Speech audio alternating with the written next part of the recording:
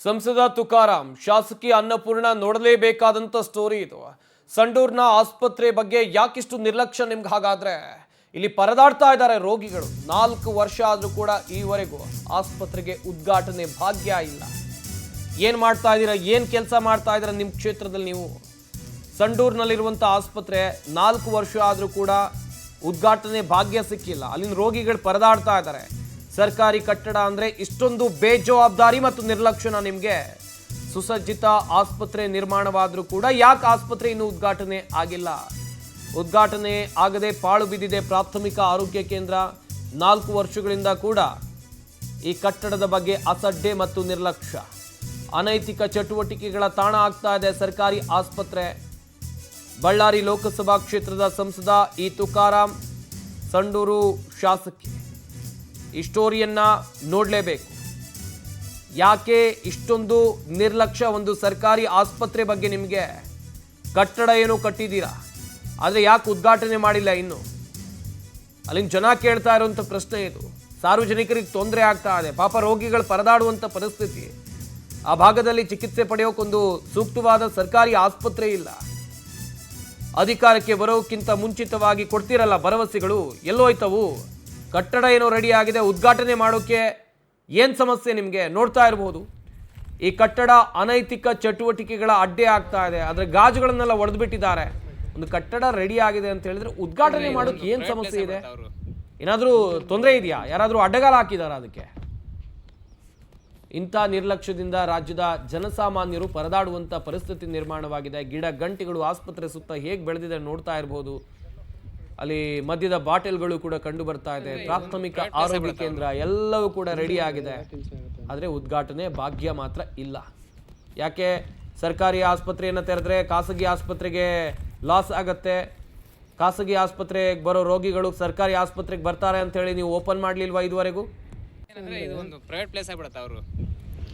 ಅನೈತಿಕ ಚಟುವಟಿಕೆಗಳ ಅಡ್ಡಿ ಆಗ್ಬಿಟ್ಟಿದೆ ಒಂದು ಸರ್ಕಾರಿ ಆಸ್ಪತ್ರೆ.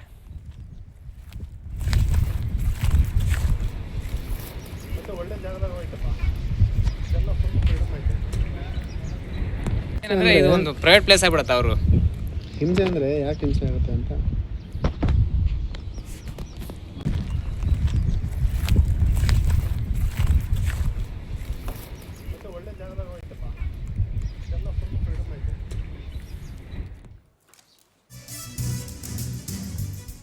ಈತ ಆಸ್ಪತ್ರೆ ಉದ್ಘಾಟನೆಗೂ ಮುನ್ನವೇ ಹಾಳು ಕೊಂಪೆಯಾಗಿದೆ ಕಟ್ಟಡ. ಕಿಟಕಿಗಳೆಲ್ಲ ಪೀಸ್ ಪೀಸ್ ಆಗ್ಬಿಟ್ಟಿದೆ. ಒಳಗೆಲ್ಲ ಮಣ್ಣು ಧೂಳು ಜೇಡರ ಬಲೆ. ಆಸ್ಪತ್ರೆ ಇಲ್ಲದೆ ಪ್ರತಿನಿತ್ಯ ರೋಗಿಗಳು ಬೇರೆ ಊರಿಗೆ ಹೋಗಬೇಕಾದ ಪರಿಸ್ಥಿತಿ.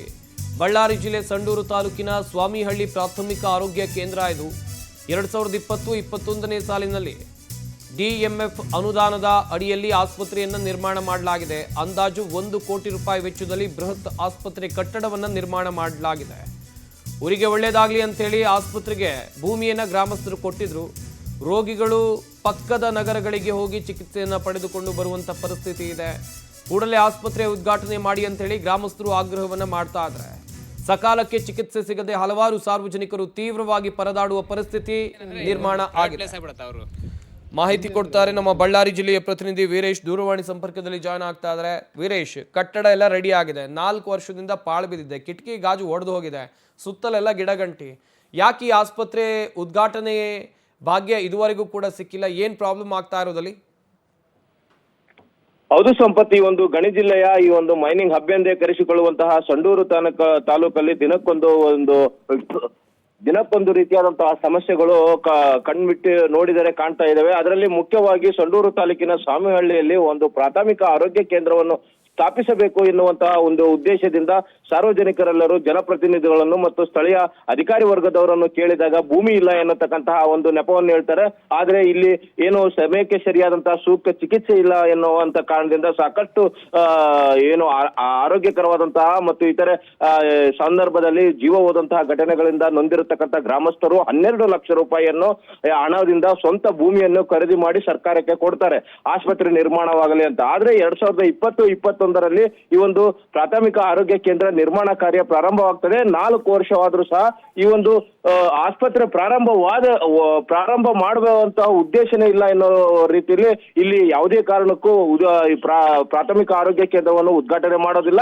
ಇದನ್ನು ಪಾಳು ಕೊಂಪೆಯಾಗಿಸ್ತಾರೆ. ಸುತ್ತಲೂ ಸಹ ಗಿಡಗಂಟೆಗಳು ಬೆಳೆದು ಈ ಒಂದು ಗ್ಲಾಸ್ಗಳೆಲ್ಲ ಹೊಡೆದು ಪುಡಿಯಾಗಿ ಈ ಒಂದು ಎಲ್ಲಿಯೂ ಸಹ ಏನು ಆಸ್ಪತ್ರೆಯ ಒಂದು ಲಕ್ಷಣವೂ ಕಾಣದೆ ಸಂಪೂರ್ಣ ಕುಡುಕರ ಅಡ್ಡವಾಗಿ ಮಾರ್ಪಟ್ಟಿರ್ತಕ್ಕಂತಹ ಘಟನೆ ನಡೆದಿದೆ. ಈ ಒಂದು ಜನರು ಏನ್ ಹೇಳ್ತಾ ಇದ್ದಾರೆ, ಮಕ್ಕಳಿಗೆ ಮತ್ತು ಹಿರಿಯರಿಗೆ ಮತ್ತು ಈ ಒಂದು ಪ್ರೆಗ್ನೆನ್ಸಿ ಇರುವಂತವ್ರಿಗೆ ಅಥವಾ ಇನ್ಯಾವುದೇ ಹಾವು ಚೋಳು ಕಡದಂತಹ ಸಂದರ್ಭದಲ್ಲಿ ಮುಖ್ಯವಾಗಿ ಬೇಕಾಗಿರೋದು ಆಸ್ಪತ್ರೆ. ಅಂತ ಆಸ್ಪತ್ರೆಯನ್ನು ಸಹ ಏನು ಉದ್ಘಾಟನೆ ಮಾಡದೆ ಏನು ನಿರ್ಲಕ್ಷ್ಯಗೊಳಿಸಲು ಅಂತಹ ಕಾರ್ಯ ಮಾಡಿರೋದಕ್ಕೆ ಏನು ಸ್ಥಳೀಯವಾಗಿರ್ತಕ್ಕಂತಹ ಶಾಸಕಿ ಅನ್ನಪೂರ್ಣ ಮತ್ತು ಅದೇ ರೀತಿಯಾಗಿ ಬಳ್ಳಾರಿ ಸಂಸದರು ಸಹ ಸಂಡೂರಿನವರೇ ಆಗಿರೋದ್ರಿಂದ ಯಾಕಿಷ್ಟು ದಿವ್ಯ ನಿರ್ಲಕ್ಷ್ಯ ವಹಿಸಿದ್ದಾರೆ ಎನ್ನುವುದು ಈ ಒಂದು ಗ್ರಾಮಸ್ಥರ ಪ್ರಶ್ನೆಯಾಗಿದೆ. ಇದೇ ರೀತಿ ಮುಂದುವರೆದರೆ ಈಗ ಗಮನಿಸ್ತಾ ಹೋದಂತ ಸಂದರ್ಭದಲ್ಲಿ ಸಾಕಷ್ಟು ರೀತಿಯಾದಂತಹ ಕಾಮಗಾರಿಗಳು ಸಹ ಕೇವಲ ಅರ್ಧಕ್ಕರ್ಧ ಆಗಿ ಸಾಕಷ್ಟು ವರ್ಷಗಳು ಕಳೀತಾ ಬಂದಿವೆ. ಇದಕ್ಕೆಲ್ಲ ಕಾರಣ ಏನು ಅನ್ನೋದು ಇಲ್ಲಿವರೆಗೂ ನಿಖರವಾಗಿ ತಿಳಿದು ಬಂದಿಲ್ಲ. ಇಲ್ಲಿ ನಮ್ಮ ಬಳ್ಳಾರಿ ಜಿಲ್ಲೆ ಅಂತ ಅಂದ ಕೂಡಲೇ KMRC ಅನುದಾನ, DMF ಅನುದಾನ, KKRDB ಅನುದಾನ ಮತ್ತು MLA ಗ್ರಾಂಟ್, MP ಗ್ರಾಂಟ್ ಇಷ್ಟೆಲ್ಲ ಇದ್ರೂ ಸಹ ಈ ಕಾಮಗಾರಿಗಳು ಯಾಕೆ ಅರ್ಧಕ್ಕೆ ನಿಲ್ಲುತ್ತವೆ ಅನ್ನತಕ್ಕಂಥದ್ದು ಯಕ್ಷ ಪ್ರಶ್ನೆಯಾಗಿ ಕಾಡುತ್ತಿದೆ. ಇದಕ್ಕೆ ಏನು ಜನಪ್ರತಿನಿಧಿಗಳ ಇಚ್ಛಾಶಕ್ತಿಯ ಕೊರತೆಯ ಅಥವಾ ಅಧಿಕಾರಿ ವರ್ಗದವರು ಬೇಕಂತ ನೆಗ್ಲೆಕ್ಟ್ ಮಾಡ್ತಾ ಇರೋದಾ ಅನ್ನೋದು ಇಲ್ಲಿ ನಾವು ಗಮನಿಸಬೇಕಾದಂತ ಅಂಶವಾಗಿದೆ. Sampath. Okay, thank you Veeresh ತಮ್ಮೆಲ್ಲ ಡೀಟೇಲ್ಸ್ಗಾಗಿ.